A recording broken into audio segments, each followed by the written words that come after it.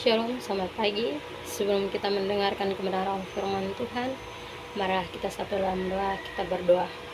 Bapa di syurga, kami ucap syukur untuk kasih penyertaan-Mu yang begitu luar biasa dalam kehidupan kami, sehingga pada saat ini kami akan mendengarkan firman-Mu. Kiranya Tuhan Yesus memberkati agar semuanya dapat berjalan dengan baik. Terima kasih Tuhan Yesus. Haleluya, amin.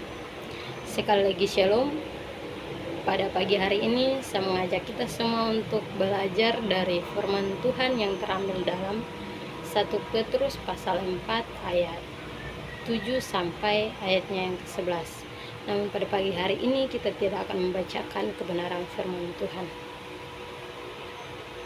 Pada pagi hari ini saya mengajak kita semua untuk belajar dari satu tema yang sederhana, yaitu hidup bertumbuh di dalam Tuhan. Bapak Ibu saudara-saudari sekalian, kita sering dan sudah berulang-ulang kali mendengarkan atau membaca perumpamaan yang disampaikan oleh Tuhan Yesus, yaitu ada seorang penabur yang keluar untuk menabur, dan pada waktu ia menabur, sebagian benih jatuh di pinggir jalan, lalu burung datang dan memakannya. Sebagian jatuh di tanah yang berbatu-batu, yang tidak banyak tanah. Kemudian benih itu tumbuh, tetapi sesudah matahari terbit, layulah ia lalu mati. Sebagian lagi jatuh di tengah semak duri, lalu semakin besar semak itu, lalu menghimpitnya sampai mati. Dan sebagian jatuh di tanah yang baik, lalu benih itu tumbuh dengan baik dan menghasilkan buah yang baik dan banyak.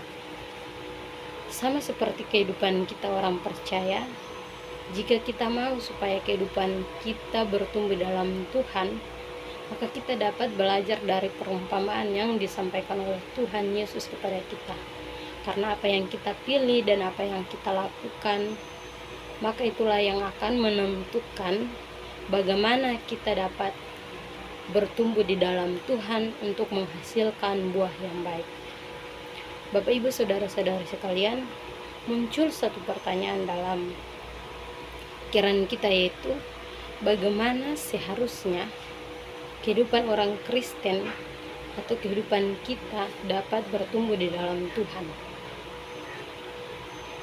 Saya mengajak kita untuk belajar atau mengaplikasikan beberapa langkah dalam kehidupan kita, yaitu langkah yang pertama, hidup menguasai diri. Kita dapat baca di ayatnya yang ke-7. Kesudahan segala sesuatu sudah dekat, karena itu kuasailah dirimu dan jadilah tenang supaya kamu dapat berdoa.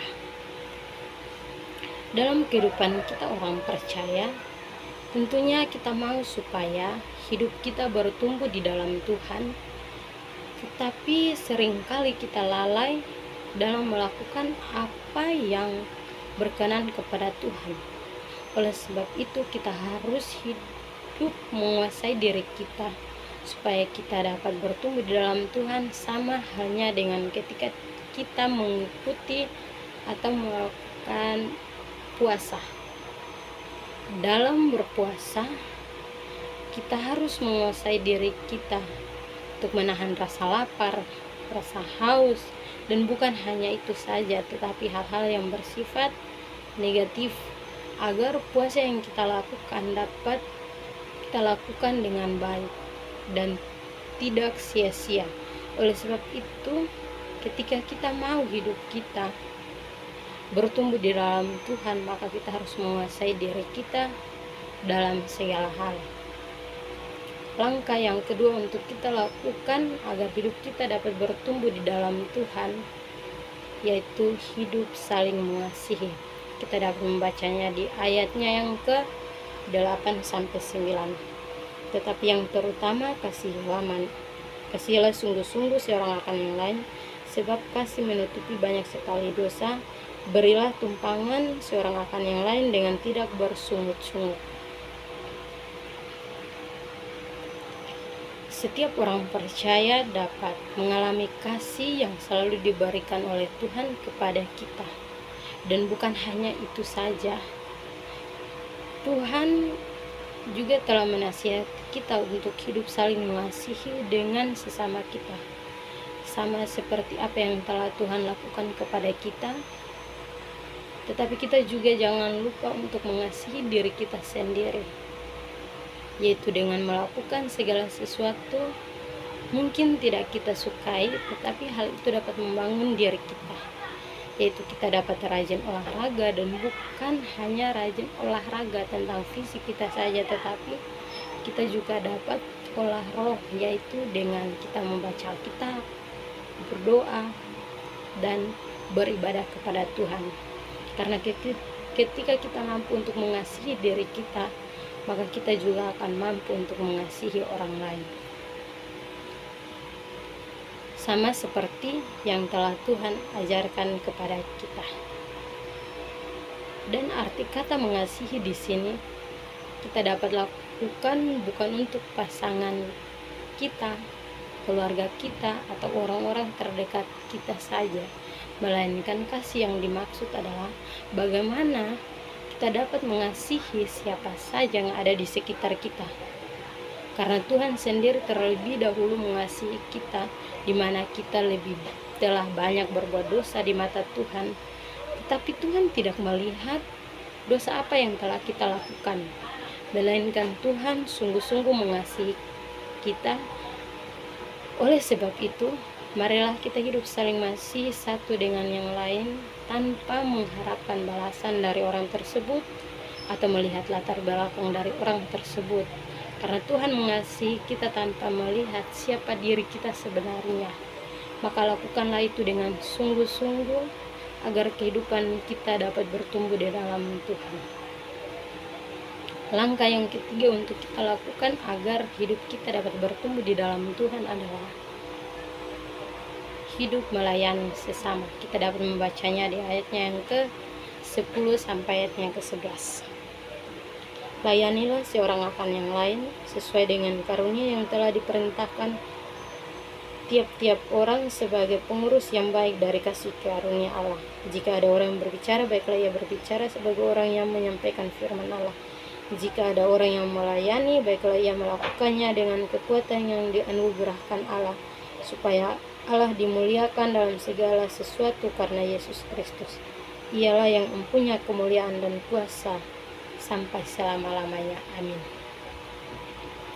Bapak, Ibu, saudara-saudari sekalian, melayani adalah suatu tindakan yang kita lakukan melalui ucapan, perkataan, dan perbuatan yang dilakukan tanpa ada beban untuk memberi pertolongan kepada orang lain dengan tulus dan ikhlas. Melayani yang kita lakukan juga merupakan suatu kehormatan yang dilakukan dengan kesungguhan hati tanpa pamrih dan mengharapkan imbalan, karena tujuan dari melayani yang kita lakukan adalah demi hormat dan kemuliaan bagi nama Tuhan. Sehingga apapun yang kita lakukan semuanya bertujuan hanya untuk Tuhan saja. Ada begitu banyak cara yang dapat kita lakukan untuk melayani sesama kita, seperti kita dapat memberikan bantuan melalui uang atau makanan kepada mereka yang membutuhkan, dan kita juga dapat merawat orang tua atau saudara kita yang sedang sakit. Melayani juga bukan hanya dengan melakukan hal-hal yang nyata dilihat orang lain, tetapi dengan kita mendoakan mereka yang sedang bergumul dengan pekerjaan, kesehatan, pendidikan, maupun tantangan hidup yang sedang mereka alami, sehingga kita dapat melayani orang lain sama seperti kita melayani Kristus, yaitu memberi pertolongan dengan tulus dan kasih melalui hal-hal yang sederhana di lingkungan kita. Karena sama seperti Kristus begitu mencintai kita sebagai manusia, maka selayaknya kita membalas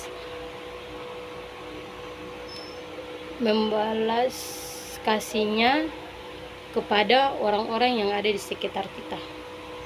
Kesimpulannya bagi kita pada pagi hari ini adalah, dimana ketika kita mau agar hidup kita dapat bertumbuh di dalam Tuhan, maka kita harus melakukan ketiga langkah yang telah saya sampaikan, yaitu hidup menguasai diri kita dengan segala hal, baik itu dalam hal positif maupun hal negatif.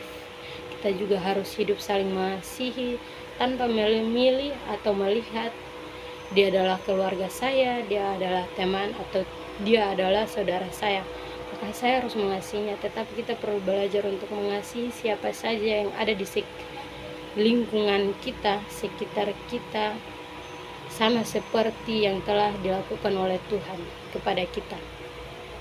Dan langkah yang ketiga adalah kita harus hidup saling mengasihi, hidup saling melayani sama kita, sama seperti apa yang telah Tuhan lakukan kepada kita. Oleh sebab itu, sebagai tujuan kita mengasihi Tuhan dengan sungguh-sungguh dalam hidup kita, ialah melayani orang-orang yang ada di sekitar kita, agar hanya nama Tuhan saja yang dapat ditinggikan, dan semuanya hanya demi hormat dan kemuliaan bagi nama Tuhan. Kita berdoa. Terima kasih Tuhan Yesus untuk penyertaan-Mu. Kami telah mendengarkan firman-Mu. Berapa yang kami dengar dapat kami lakukan dalam kehidupan kami. Terima kasih. Haleluya. Amin.